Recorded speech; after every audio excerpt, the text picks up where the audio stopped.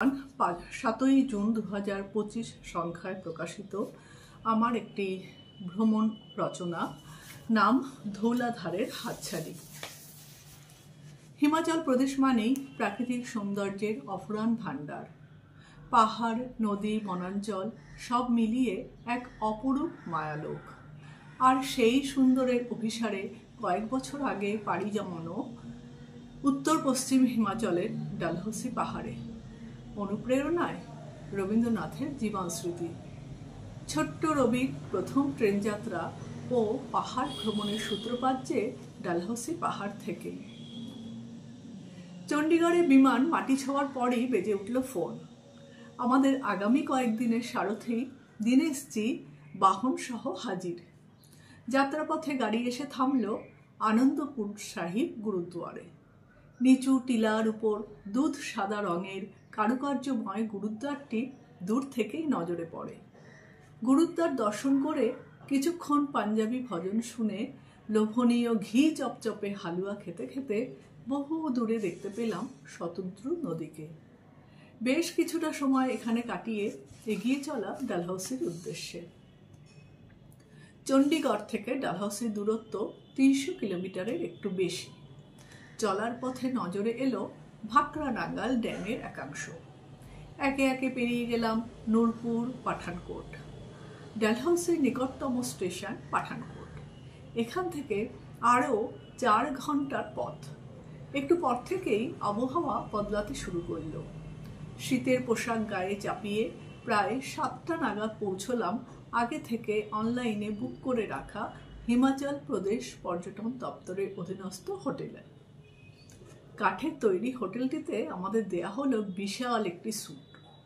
সারাদিন যাত্রার ধকল শেষে সাদা ধপধপে বিছানায় গা এলিয়ে দিতে বেশি সময় লাগলো না। পরদিন সকালে উঠে বাইরে এসে দেখি কুয়াশা ঘন চারপাশ।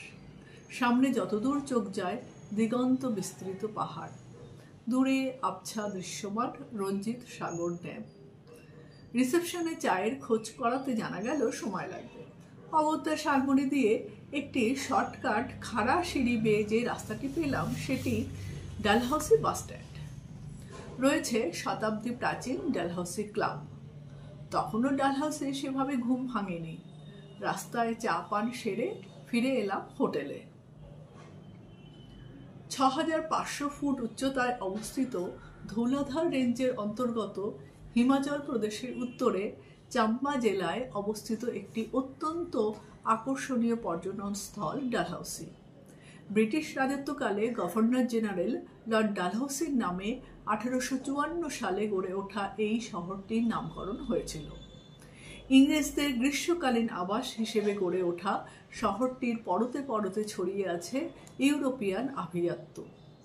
জন্মভূমির সঙ্গে মিল খুঁজে পাওয়া এই পাহাড়টি ছিল তাদের কাছে স্কটল্যান্ড। জায়গাটি তাদের এতটাই পছন্দ হয়েছিল যে এখানে 5টি পাহাড় কিনে সৈনিক ও প্রশাসনিক কর্মচারীদের জন্য তৈরি হয় স্যানিটোরিয়াম। ওক, পাইন, রডোডেন্ড্রন, দেবদারুতে ছাওয়া ডালহৌসির নৈসর্গিক শোভার টানে সারা বছরই দেশ বিদেশের পর্যটকের সমাগম ঘটে এখানে। স্নান সেরে তৈরি হতেই গরম চায়ের ট্রে হাজির। আর এক প্রস্থ চা পান সেরে বের হলাম ডালহৌসি দর্শনে। পাহাড়ি শহর হিসেবে ডালহৌসি খুব একটা বড় কিছু নয়।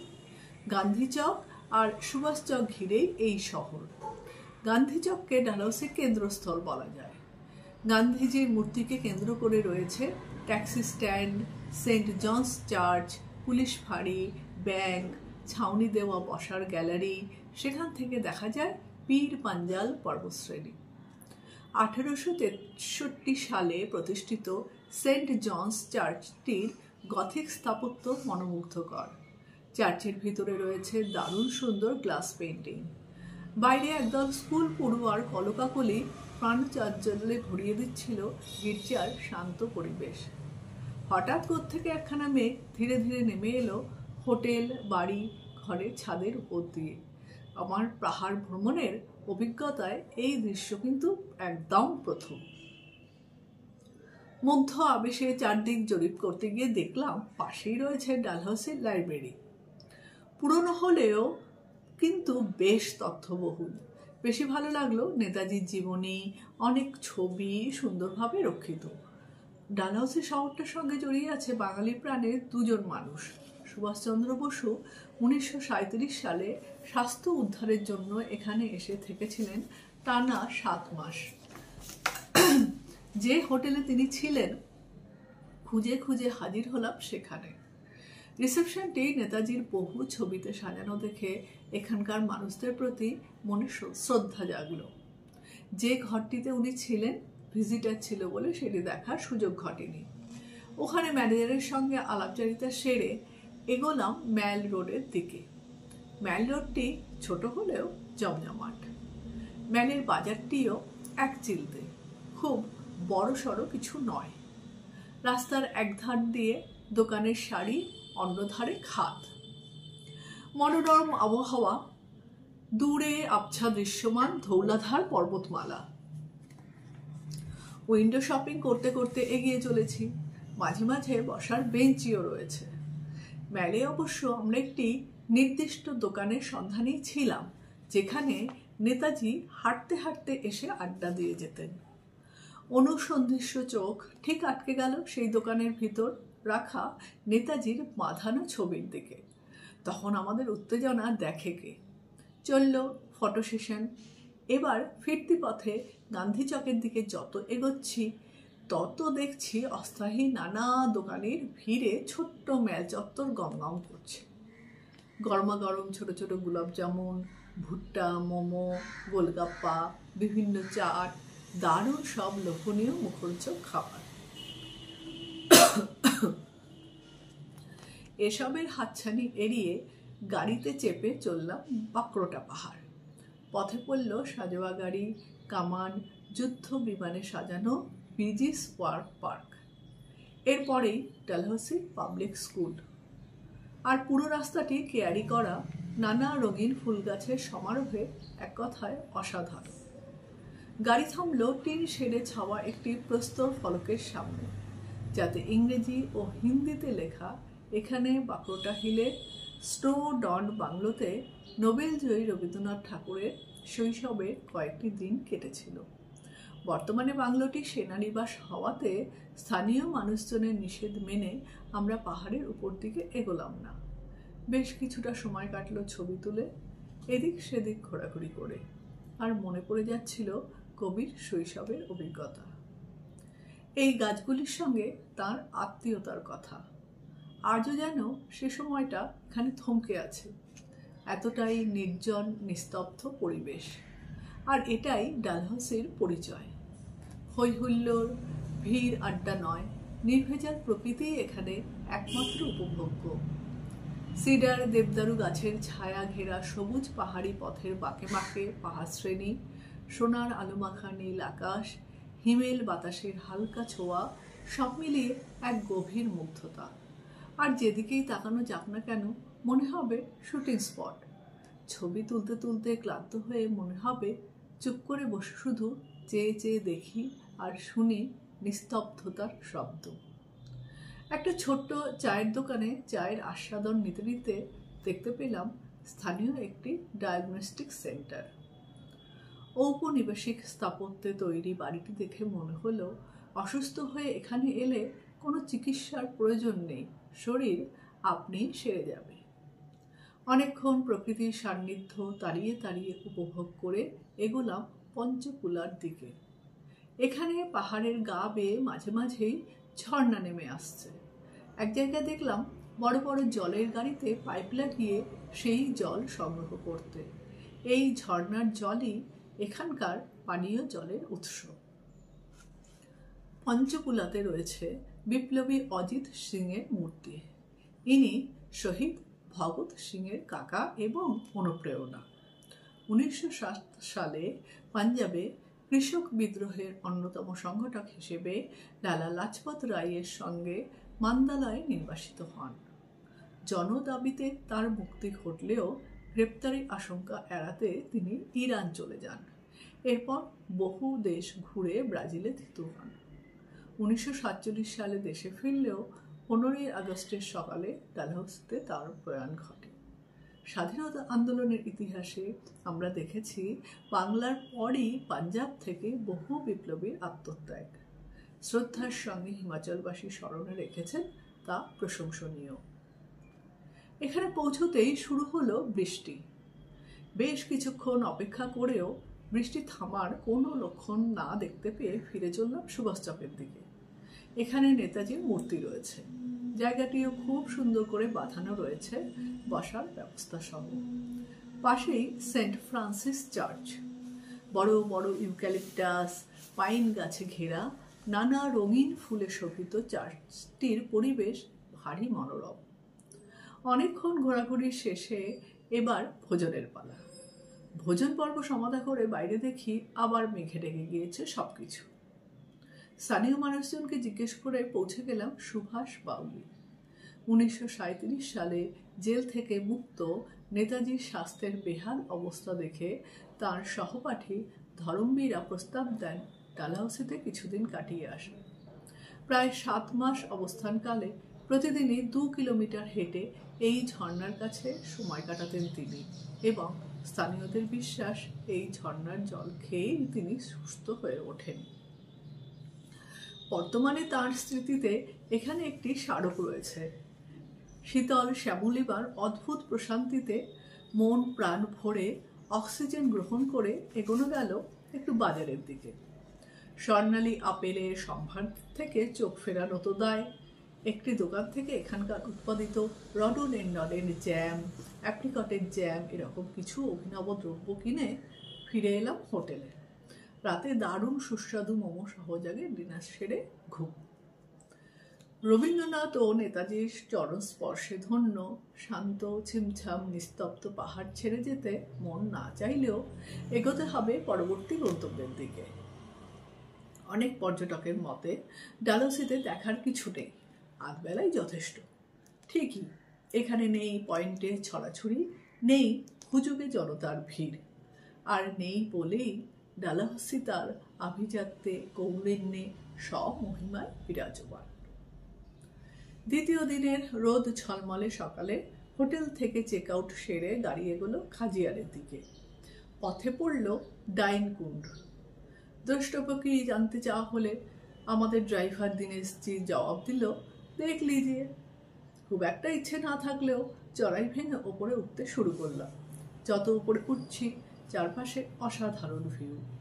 হঠাৎ কুয়াশার প্রকোপ বাড়তে লাগলো, সঙ্গে ঝোড়ো হাওয়া। সামনে পেছনে কেউ কোথাও নেই। আরও খানিকটা এগোতেই শুরু হলো বৃষ্টি। 2-3 জন পর্যটককে নিচে ফিরে আসতে দেখলাম। আমরাও নিচে নেমে ঠান্ডায় কাঁপতে কাঁপতে গাড়িতে উঠে পড়লাম। এবার পরবর্তী স্টপ কালাটক স্যাংচুয়ারি। গাড়ি চলেছে খাজিয়ার কালাটক স্যাংচুয়ারির অন্তর্গত মনোবিঘাবে রাস্তায়। দুপাশে ওক, দেবদারু, স্প্রুস ও নানা পর্ণমোচী উদ্ভিদের জঙ্গল। স্যাংচুয়ারি প্রবেশদ্বারে থামতে হলো। গাড়ির জন্য প্রবেশকর দিয়ে অনুমতি পাওয়া গেল ভেতরে ঢোকার। মিনিট 20 বাদে আমাদের গাড়ি এসে থামল স্যাংচুয়ারির প্রধান প্রবেশদ্বারে। গাড়ি বাইরে অপেক্ষায় রেখে ঢুকলাম ভেতরে। প্রথম দর্শনেই মুগ্ধ হওয়ার পালা। বেশ অনেকটা জায়গা নিয়ে বন বিশ্রামাগার, উল্টো দিকেই পাশাপাশি কয়েকটা ট্রেকার্স হাট। রেস্ট হাউস ও ট্রেকার্স হাট সমেত পুরো জায়গাটাই ধাতব তার দিয়ে ঘেরা। চারপাশে প্রাচীন সব মহিরুহু, দেবদারু, পাইন, ওক আর স্প্রুসের ঘন জঙ্গলে সূর্যালোকের প্রবেশ নিষেধ। অদ্ভুত এক সম্ভ্রম জাগানো পরিবেশ।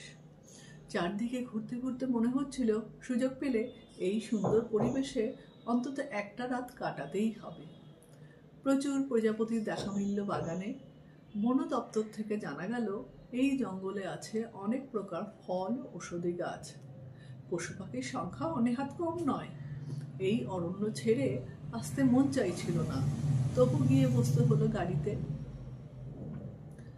এবার গন্তব্য ধৌলাধারের আরেক রত্ন খাজিয়ার। 1 ঘন্টার পথ যেন স্বপ্নের মতো। পুরো রাস্তাটাই গিয়েছে জঙ্গলের মতো দিয়ে। পৌঁছলাম হিমাচল ট্যুরিজমের হোটেলে। অনলাইনে আগেই একটি কটেজ বুক করা ছিল। উপত্যকার গায়ে লাগানো কটেজে ঢুকে আমার সাথীরা তো আনন্দে আত্মহারা। পর্দা টাঙানো কাচের জানলা দিয়ে ঘরে বসেই পুরো উপত্যকা দৃশ্যমান। এর আগে ছবিতে দেখলেও তার যে এত সুন্দর অবস্থান তা সত্যিই অকল্পনীয়। হোটেলের রুপটপ রেস্তোরাঁতে বসে গোটা সবুজ ভ্যালির সৌন্দর্য উপভোগ করতে করতে রাজ্যের কথা ভোলার নয়।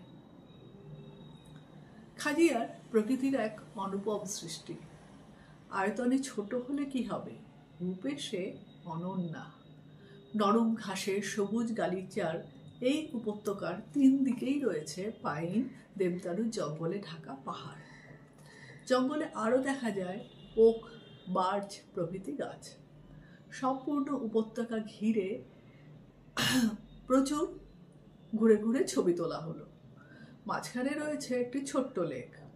শীতের নরম রোদ্দুর গায়ে মেখে এই অপরূপ সৌন্দর্য উপভোগ করতে করতে মনে হচ্ছিল এত সুন্দর জায়গাও পৃথিবীতে আছে, এবং তা আমাদেরই দেশে। সবচেয়ে মজা লাগছিল ছোট ছোট শিশুদের দেখে।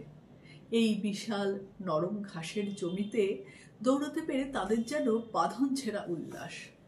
বড়রাও যেন এই প্রকৃতির কাছে এসে শিশু হয়ে যায়। কেউ ঘোড়ায় চড়ে পুরো উপত্যকা প্রদক্ষিণে ব্যস্ত, তো কেউ আবার ব্যস্ত ভেড়ার পালের সঙ্গে, খরগোশ কোলে হিমাচলি পোশাকে ছবি তুলতে। আমরাও এক সময় দেখে নিলাম দ্বাদশ শতকে তৈরি প্যাগোডা ধর্মী খাজিনাথ মন্দির, এরপর জগদম্বা মন্দির। সেখান থেকে বহু পর্যটককে দেখলাম প্যারাগ্লাইডিং করতে। সন্ধে নামার সঙ্গে সঙ্গে পর্যটকের দল ফিরে চলল তাদের আস্তানায়। হঠাৎ যেন সবকিছু নিঝুম হয়ে গেল। যাবতীয় কোলাহল মুছে ফেলে অন্ধকার আর নিস্তব্ধতায় মোড়া খাজিয়ার তখন আরও মোহময়ী। দূরে কিছু হোটেলের আলোর বিন্দু, আরও দূরে উপত্যকার প্রান্তে পাহাড় ও দেবদারু বনের অন্ধকার মিলে এক মায়াবী পরিবেশ। সেই রাতে কটেজটিতে আর কোনো পর্যটক ছিল না, তবে 2টি সারমেয় ছিল অতন্দ্র প্রহরায়। ভোরবেলা ঘুম থেকে উঠে পর্দা সরাতেই দেখি কুয়াশা ঘন ভোর। লেকের উপর যেন সাদা মেঘ জমে আছে। খাজিয়ারের সূর্যোদয় দেখাও একটি স্মরণীয় ঘটনা। দেবদারু বনের অন্ধকারের ঘোমটা ধীরে ধীরে সরে যাচ্ছে। কুয়াশা কেটে শুরু হলো একটি নতুন দিন। আমরাও তৈরি হতে থাকি নতুন গন্তব্যে পৌঁছানোর জন্য। আমাদের কটেজটির পাশেই ছিল একটি স্মারক, যেটিতে সুইজারল্যান্ড সরকার জানাচ্ছে এই স্থানটি ভৌগোলিক দিক দিয়ে সুইজারল্যান্ডের সমতুল্য। খাজিয়ার এবং বার্নের দূরত্ব সেখানে উল্লেখিত, আর সে কারণেই তারা খাজিয়ারকে মিনি সুইজারল্যান্ড উপাধি দিয়েছে। খাজিয়ারের প্রভাতী রূপকে বিদায় জানিয়ে আবার এগিয়ে চলা। এবার গন্তব্য 120 কিলোমিটার দূরে আর এক শৈল শহর ধর্মশালা। ভোরে ওঠার ফলে ঘুমে চোখ জুড়িয়ে এলো ঘুমোনো নিষেধ। এই বুঝি কিছু বাদ পড়ে গেল। সবুজ পাহাড়, ছকমকে নীল আকাশ, নিচে বয়ে চলা ইরাবতী নদী। কাকে ছেড়ে কাকে দেখব। ব্রেকফাস্টের জন্য একটু থামতে হলো। মোমো আর গরম কফিতে গলা ভিজিয়ে আবার পথ চলা শুরু। প্রায় 1:30 নাগাদ পৌঁছে গেলাম ধর্মশালা। ধৌলাধার পর্বতশ্রেণীর এক পাহাড় চূড়ায় দেবদারু আর পাইন বন, চা বাগান আর ঢেউ খেলানো পাহাড়ের মাঝে অনুপম শহর ধর্মশালা। হিমাচল প্রদেশের কাংড়া জেলায় 4780 ফুট উচ্চতায় অবস্থিত এই শহর দলাই লামার আবাসস্থল হিসেবে সুপরিচিত। শহরটি আবার 2 ভাগে বিভক্ত, আপার ধর্মশালা, লোয়ার ধর্মশালা। পাইন বনের মাঝে বিছিয়ে থাকা এক পথ এই আপার আর লোয়ার ধর্মশালাকে যুক্ত করেছে। প্রথমেই দেখে নিলাম এখানকার জনপ্রিয় পর্যটন স্থল ক্রিকেট স্টেডিয়ামটি। এটি বিশ্বের অন্যতম সর্বোচ্চ স্টেডিয়াম। তুষারাবৃত ধৌলাধার পর্বতমালাকে প্রেক্ষাপটে রেখে যিনি এই স্টেডিয়ামটি পরিকল্পনা করেছেন তার জন্য কোনো প্রশংসাই যথেষ্ট নয়। এখানে বসে খেলা দেখা এক স্মরণীয় অভিজ্ঞতা। যদিও আমরা ফাঁকা মাঠই দেখেছিলাম। গ্যালারি বক্সটি তিব্বতী মনাস্ট্রির আদলে তৈরি। প্রায় 23,000 মানুষের বসার ব্যবস্থা রয়েছে এই অনিন্দ সুন্দর স্টেডিয়ামটিতে। প্রচুর ছবি তুলে আবার এগিয়ে চলা আপার ধর্মশালা, মানে ম্যাকলেটগঞ্জের দিকে। এর পরের দ্রষ্টব্য Saint John in the wildness church. দেবদারুর জঙ্গলে মাঝে চার্চটির নিওগথিক স্থাপত্য সম্ভ্রম উদ্বেগকারী। এখান থেকে আরো খানিকটা দূরে ছিল আমাদের আস্তানা। প্রচুর গাছপালা সহ বিশাল লনে ঘেরা হোটেলটি দেখে বেশ ভালো লাগলো। সবচেয়ে উল্লেখযোগ্য হলো এর অবস্থান। তিব্বতী মার্কেট, দলাই লামার বাসস্থান সবই হাঁটা পথে দূরত্বে। পরদিন ধীরে সুস্থে উঠে তৈরি হওয়া গেল। গতকাল যথেষ্ট ধকল গিয়েছে। ব্রেকফাস্ট সেরে প্রথমেই যাওয়া হলো কালচক্র মন্দির, এরপর নামগিয়াল মনাস্ট্রি। তিব্বতের বাইরে এটি বৃহত্তম মনাস্ট্রি। চতুর্দশ দলাই লামার বাসস্থান হওয়ায় সারা পৃথিবীর বৌদ্ধ ধর্মাবলম্বী মানুষের কাছে এটি পবিত্র তীর্থস্থান। দেখলাম তিব্বতী ইতিহাসে সমৃদ্ধ মিউজিয়ামটিও। সবুজ ধৌলাধার পাহাড়, বরফাবৃত শৃঙ্গরাজি, দেবদারু গাছের সারি, মনাস্ট্রি থেকে দেখা পাহাড়ি শহরের এক বর্ণময় জীবনযাত্রা যেন ক্যানভাসে আঁকা ছবি। মনাস্ট্রি থেকে পথের দুধারে নানা সামগ্রী দেখতে দেখতে যখন ফিরছি, কানে এলো বেহালার সুর। এক দোকানের সিঁড়িতে বসে মলিন পোশাক পরিহিত এক সাহেব আপন মনে বেহালায় সুর তুলেছেন, আর তার সামনে রাখা একটি দানপাত্র। ম্যাকলেটগঞ্জ থেকে আরো উপরে নাড্ডি ভিউ পয়েন্ট। নাড্ডি জায়গাটিও দুর্দান্ত। এখানে ধৌলাধার যেন আরো হাতের কাছে। স্থানীয় সৌন্দর্য উপভোগ করে গাড়ি চলল উত্তরায়ের পথে ধর্মশালার দিকে। আবার সেই মনোরম পথে যাত্রা। পথেই সেরে নেওয়া হলো মধ্যাহ্নভোজ। হোটেলে যখন পৌঁছলাম ঘড়িতে বাজে 3টে। হিমাচল প্রদেশ পর্যটন দপ্তরের এই হোটেলটিও একটি ঐতিহ্যবাহী ভবন। জম্মু কাশ্মীরের রাজা হরি সিং ছিলেন এই বাড়িটির মালিক। পরে তিনি পাঞ্জাব সরকারকে বিক্রি করে দেন। পরবর্তীকালে এটি হিমাচল প্রদেশ সরকারের কাছে হস্তান্তরিত হয়। একটু ফ্রেশ হয়ে হাঁটা পথেই ঘুরে এলাম কোতোয়ালি বাজার। বাজারের রাস্তায় রয়েছে ভগৎ সিং এর একটি মূর্তি। এখানে যে কোনো রাস্তা থেকেই দেখা মেলে ধৌলাধার শৃঙ্গরাজির। চোখ আটকে গেল একটি দৃশ্যে। গোধূলি রাঙা আলোয় লামাদের আড্ডা বসেছে এক বাড়ির ছাদে। বাজারে একটু ঘোরাঘুরি সেরে ফিরে এলাম হোটেলে। পরদিন ধৌলাধারকে বিদায় জানিয়ে গাড়ি ছুটে চলল সমতলের দিকে। সঙ্গে রয়ে গেল ধৌলাধারের সঙ্গে কাটানো কদিনে সুখ স্মৃতি। ধন্যবাদ।